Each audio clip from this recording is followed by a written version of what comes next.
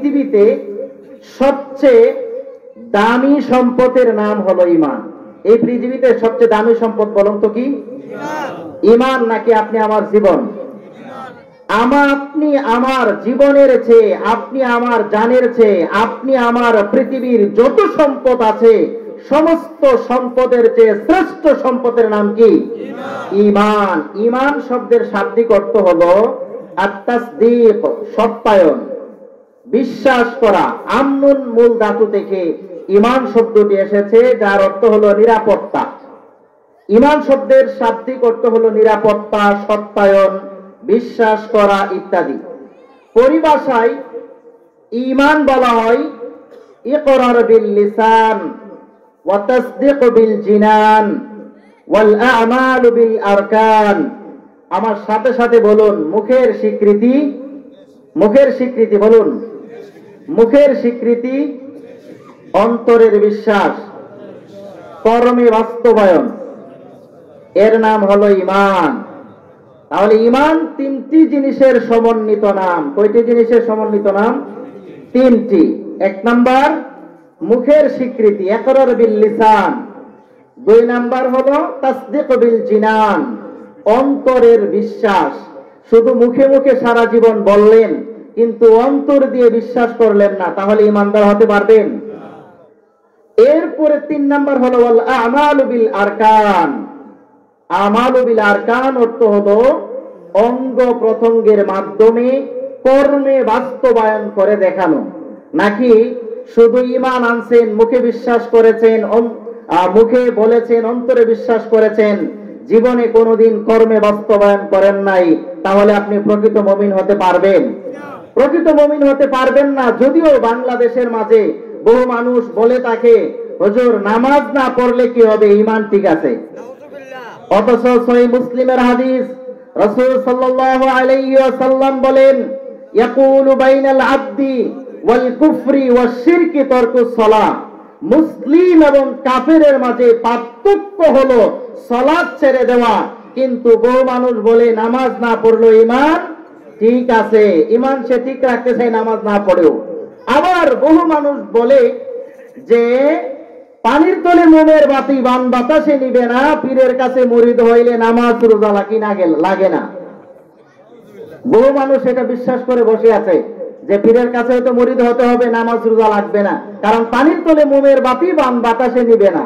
তো সেই বেয়াক্কল, আমি বলি যারা এটা শুনে বিশ্বাস করেছেন তারা সবচেয়ে বড় বেয়াক্কল। কারণ আগুন আর পানি কি কখনো একসাথে হয়? পানির নিচে কি মোমবাতি জ্বলবে? পানির নিচে মোমের বাতি জ্বলবেই না, তাহলে বান বাতাসে নিভবে কি করে?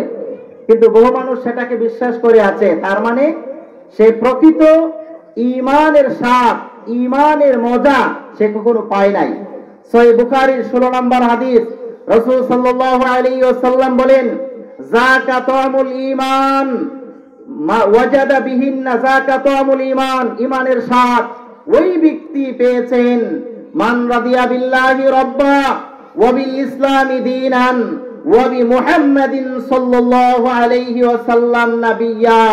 যারা রাদিয়া বিল্লাহি রাব্বা, আল্লাহ সুবহানাহু ওয়া তাআলাকে রব হিসাবে স্বীকার করেছেন, মুহাম্মদ সাল্লাল্লাহু আলাইহি ওয়াসাল্লামকে নবী হিসাবে স্বীকার করে নিয়েছেন, ইসলামকে ধর্ম হিসাবে স্বীকৃতি দিয়েছেন, তারাই প্রকৃত ঈমানের স্বাদ পেয়েছেন। রাসূল সাল্লাল্লাহু আলাইহি ওয়াসাল্লামের আরেকটি হাদিস, সালাসুম মান কুন্না ফীহি ওয়াজাদা বিহিন্না হালাওয়াতাল ঈমান। ওই ব্যক্তি ঈমানের প্রকৃত স্বাদ পাবে যেই ব্যক্তির মাঝে তিনটি জিনিস থাকবে।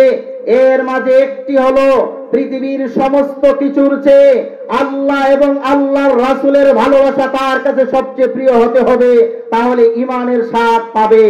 আরেকটি বিষয় আছে, কাউকে ভালোবাসলে আল্লাহ সুবহানাহু ওয়া তাআলার জন্য ভালোবাসতে হবে, তাহলে আপনার ঈমানের স্বাদ আসবে। আরেকটি হলো, যেই ব্যক্তি আগুনে নিক্ষেপ হওয়াকে যেই রকম অপছন্দ মনে করেন, দ্বীন ইসলামে আসার পরে কুফরিতে ফিরে যাওয়াকে যেমন অপছন্দ করেন, অর্থাৎ আপনি ইসলামের রশি আপনার হাতে নিয়েছেন, দিন ইসলাম গ্রহণ করেছেন, এই দিন ইসলামের রশি আপনার হাতে আসার পরে, ঈমানের রশি হাতে আসার পরে অন্য যাবতীয় কুফর শিরিক বিদআতের যত রশি আছে সমস্ত রশিকে ছিন্ন করার জন্যই আপনি আমি ঈমান এনেছি। বলুন কথা ঠিক কিনা?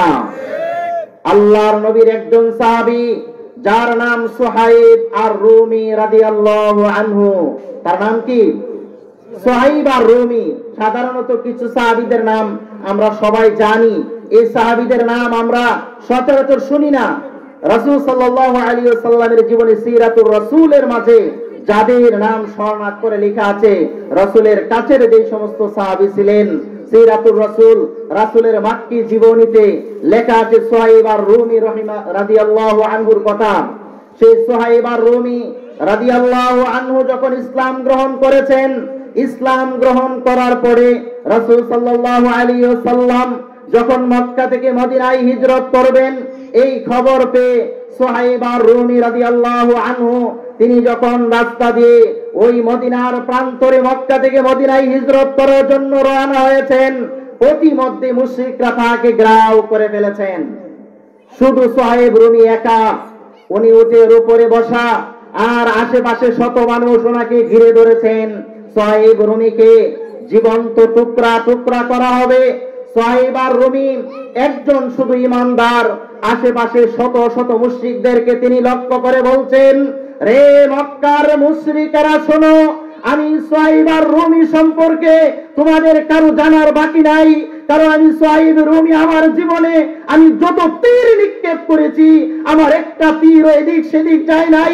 আমার হাতে এই যে দেখো, আমার হাতে এই যে দেখো তীরগুলো আছে, আমার এই তীরগুলো একটা একটা করে প্রতিটা মুশরিকের মাথায় আমি মারবো, তাদের বুকে মারবো, যতক্ষণ পর্যন্ত আমার তীর বাকি থাকবে, কেউ সামনে আসতে পারবে না। যখন আমার এই তীরগুলো শেষ হয়ে যাবে, তারপরে তিনি তরবারিটা দেখিয়ে বলতেছেন, এই যে দেখো আমি সুহাইব আর রুমি, আমি যখন মানুষদের মাঝে এই তরবারি উঠাই, আমার হাতের কখনো মিস হয় না। আমি এই তরবারি দিয়ে যতক্ষণ পর্যন্ত আমি সুহাইব আর রুমির দেহে এই প্রাণ আছে, ততক্ষণ পর্যন্ত একটা মুশরিক, একটা কাফিরকে আমার সামনে আসতে দিব না। এই ছিল ঈমানের পাওয়ার। শুধু তা নয়, তিনি বলতেছেন, তোমরা আমাকে এইভাবে ঘিরে ধরেছো কেন? আমাকে ইসলাম থেকে ফিরানোর জন্য। তোমরা শুনে নাও, যদি তোমাদের সম্পদের লোভ থাকে, যদি তোমাদের সম্পদের লোভ থাকে, তোমাদেরকে বলে দিচ্ছি আমার রাস্তা ক্লিয়ার করে দাও। কারণ তোমরা যদি সম্পদের আশায় থাকো, জেনে রাখো মক্কার ওই খেজুরের বাগানটা আমার, জেনে রাখো ওই যে সম্পত্তিগুলো আমার, জেনে রাখো ওই বাড়িটা আমার।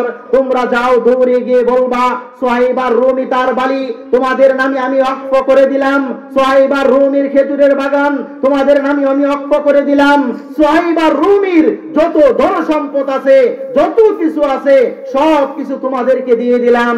তবু তোমরা আমার রাস্তা ছেড়ে দাও। আমি রাসূল সাল্লাল্লাহু আলাইহি ওয়াসাল্লামের জন্য হিজরত করে, আমি ইসলামের জন্য হিজরত করে আমি মদিনায় চলে যেতে চাই। সুবহানাল্লাহ। এই ছিল রাসূল সাল্লাল্লাহু আলাইহি ওয়াসাল্লামের সাহাবীরা, যারা ঈমান আনার পরে এই ঈমানকে তারা জীবনের সবচেয়ে দামি বস্তু মনে করেছেন। এই ঈমান আবু সালমা রাদিয়াল্লাহু আনহু তিনি যখন মক্কা থেকে মদিনায় হিজরতের জন্য রওনা দিলেন, তার বাড়ির লোকেরা এসে বলতেছেন, তোমার সন্তানদেরকে নিয়ে তুমি হিজরতে যাচ্ছ, তোমার এই সন্তানরা ভবিষ্যতে আমাদের বংশের লোকেরা হবে, এই জন্য তাদেরকে নিয়ে যেতে দিব না। সন্তানকে নিয়ে বন্দী করে ফেলেছেন।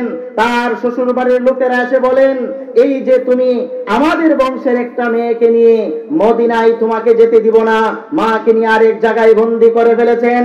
আবু সালামা ডাক দিয়ে বলেন, তোমরা মনে করেছো আমার থেকে আমার কলিজার টুকরা সন্তানকে আলাদা করলে আমি দ্বীন ইসলাম থেকে সরে যাব? তোমরা মনে করেছো আমার স্ত্রীকে আমার থেকে আলাদা করে দিলে আমি দ্বীন ইসলাম ত্যাগ করে তোমাদের দলে চলে যাব? তোমরা মনে রেখো, আমি আবু সালামার শরীরে এক ফোঁটা রক্ত থাকতে, আমি আবু সালামার দেহে শ্বাস থাকতে কখনো এইটা হবে না যেই মুখে পড়েছি আশহাদু আল্লা ইলাহা ইল্লাল্লাহ ওয়া আশহাদু আন্না মুহাম্মাদুর রাসূলুল্লাহ, যেই দেহে আমি কালিমাতুশ শাহাদা পড়েছি, এই যেই মুখে আমি কালিমাতুশ শাহাদা পড়েছি, এই মুখে কোনো কুফরি বাক্য আমার মুখ দিয়ে আসবে না। আবু সালামা চলে গেলেন, হিজরত করে তিনি মদিনায় চলে গেলেন। সুবহানাল্লাহ।